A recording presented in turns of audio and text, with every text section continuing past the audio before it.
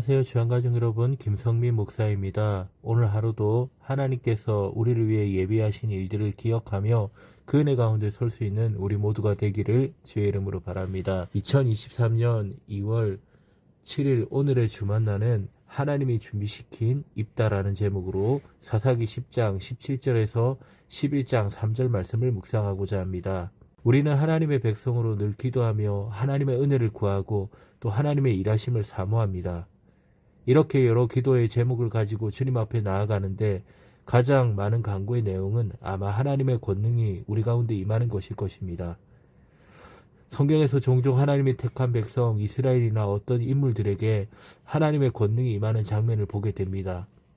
그 권능이 충만할 때 우리는 하나님 앞에 겸손히 엎드려야 합니다. 주님을 전적으로 신뢰해야 합니다. 하지만 권능의 팔로 드신 여호와로 인해 승리했을 때 교만하여 넘어지면 주님이 주신 축복을 잃어버릴 수도 있습니다. 그러면 우리의 삶은 어떻게 해야 될까요? 첫째로 행동하기 전에 먼저 하나님께 기도해야 합니다.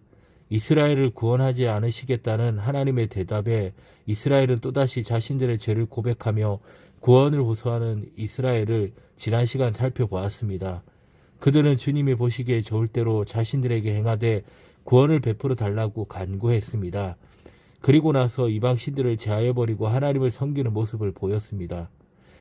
그런데 암몬 자손이 길르앗에 진을 치고 이스라엘을 위협하는 상황에서 길르앗 백성과 방백들 가운데 누구 하나 하나님께 묻는 사람은 없었습니다.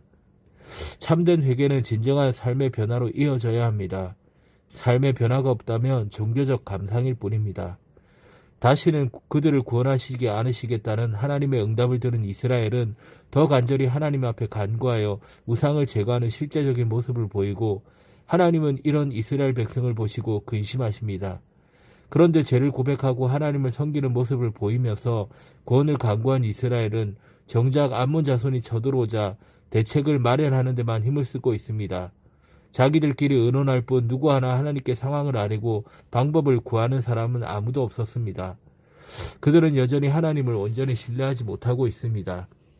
죄로 인해 비참함을 경험한 후 죄에서 돌이켜 십자가의 은혜 가운데 들어온 자는 먼저 하나님의 죄를 얼마나 싫어하시는지를 기억해야 합니다. 우리는 하나님 없는 초라한 자로 만들었던 죄를 어떠한 것이라도 용납해서는 안 됩니다. 그리고 과거의 삶으로부터 완전히 돌아서서 예수님을 주인으로 삼고 그분의 뜻을 묻고 그 뜻에만 살아가야 합니다. 이것이 죄에서 돌이키고 진정으로 회개한 자의 마땅한 모습입니다. 매일의 삶에서 성령님의 인도하심을 따라 죄에 대한 승리를 확신하며 정욕과 탐심을 십자가에 못 박아야 합니다. 두 번째로 그럼에도 준비하시는 하나님이십니다. 이스라엘이 죄를 범했고 완전히 돌아서지는 않았지만 하나님께서는 이스라엘을 위해 당신이 사람을 준비하십니다. 길르앗 사람 입다입니다. 입다는 큰 용사였지만 기생에서 태어났기 때문에 사람들에게 인정받지 못했습니다.